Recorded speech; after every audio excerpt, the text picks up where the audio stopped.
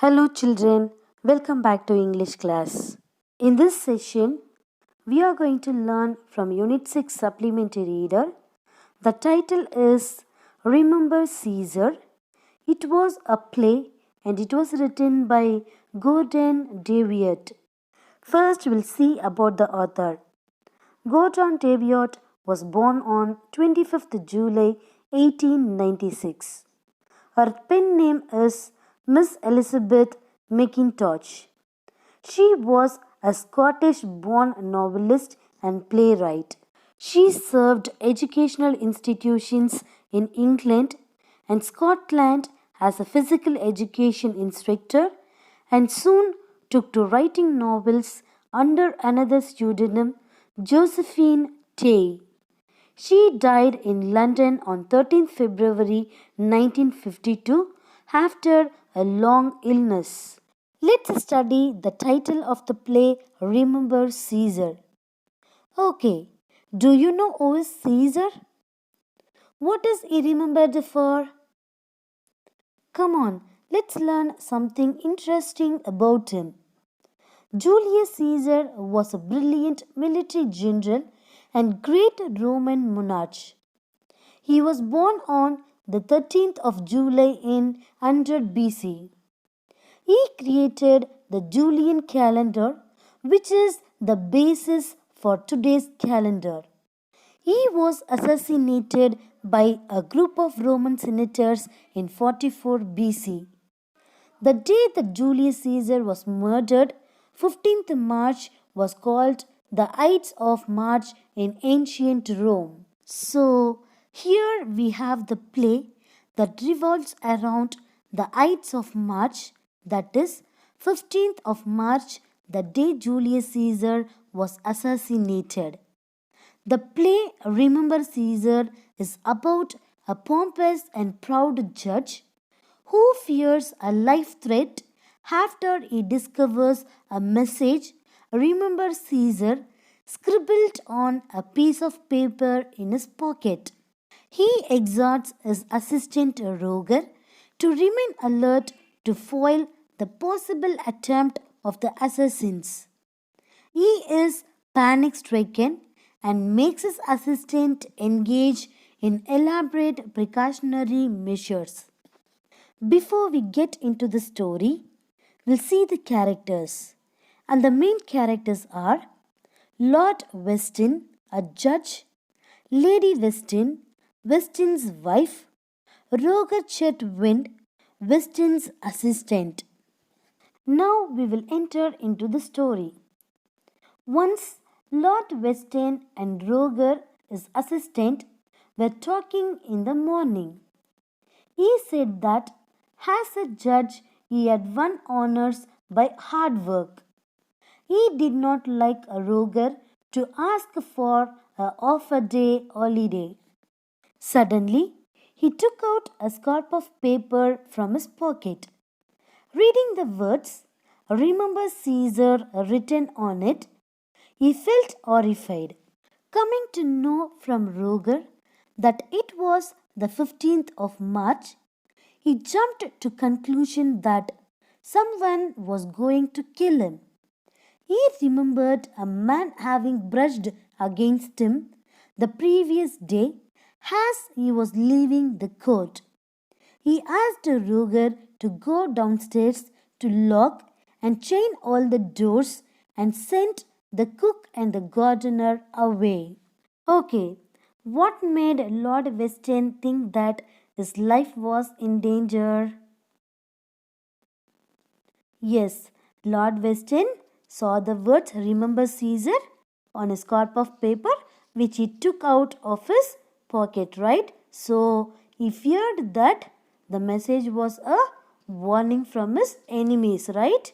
Yes. So he think that his life was in danger, right? Yes. In the meantime, Lady Weston came in. Weston said that her husband's life was in grave danger.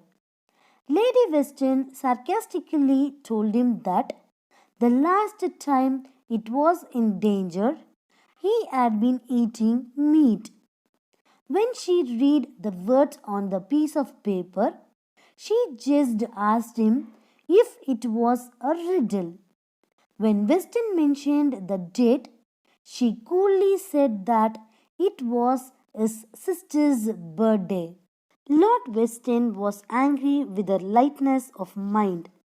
He told her that all the doors would be locked and none would be allowed to enter the house. She light-heartedly said that a boy was coming with groceries. Weston was wondering if a little paper was more to her than her husband's life. But she replied that it was not paper, but it was floor. She would see that all the downstairs windows were shuttered and the groceries could be hauled through an open window. Then she left the room. The package seen by Lord Weston contributes to the humor of the play. He thought that it might explode. He put it in a pail of water. Then he put 6 books in it. When asked what the parcel contained, Lady Weston said that it was his new velvet cloak. Okay, how did Lord Weston diffuse the infernal machine? Yes, Lord Weston asked Roger to bring the wooden pail of water, right? So he inserted the parcel lengthwise into the pail. Then he asked Roger to bring the books from the shelf and plunged them into the water. So thus he diffused the infernal machine, isn't it? Yes. In a few minutes, there was a loud knocking on the front door downstairs. Both Roger and Weston became alert. Weston asked Roger not to open the window to see who the visitor was. Roger brought a stool and climbed on it. To his surprise, he found Mr. Caesar knocking at the door. He has come to see Weston that morning about rose trees. Roger reminded Weston that he had made a note of it. Now Weston realized that the words "Remember Caesar" were written by himself. Okay, who reminded Lord Weston about Mr. Caesar? Yes, Roger reminded Lord Weston about Mr. Caesar, right? Yes. Okay. What was the truth about the crumpled piece of paper?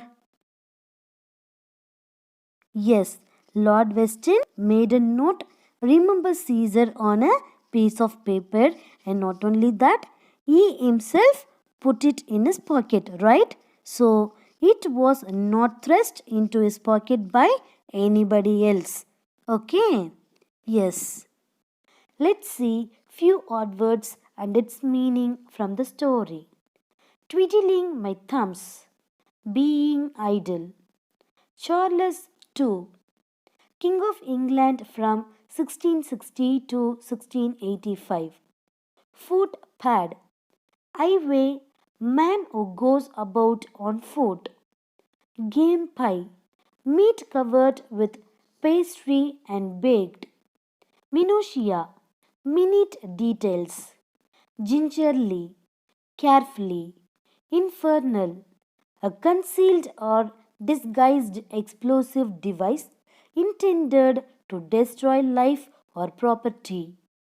Ilex tree, evergreen oak tree, also called elm oak. Foil, to frustrate or thwart the efforts of assassin. Excursion and alarms. Noise and bustle. Now we'll see few key points for better understanding. Once the judge Lord Weston found a note "Remember Caesar" in his pocket. That day was the day of 15th of March, the day Julius Caesar was killed. He feared that It was the warning of his enemies. So he ordered his secretary Roger to shut all the doors and windows. He was panic stricken, but his wife was frivolous. He and his assistant Roger took more steps to stop the assassination attempt. But Mr. Caesar was a gardener who had an appointment to visit Weston's garden. Lord Weston only wrote the note at his busy morning. His absent mindedness and forgetfulness led to all the chaos. Okay, children, up to this, the story gets over. Hope you understand. Please go through the story in your textbook for a clear view. Okay, thank you.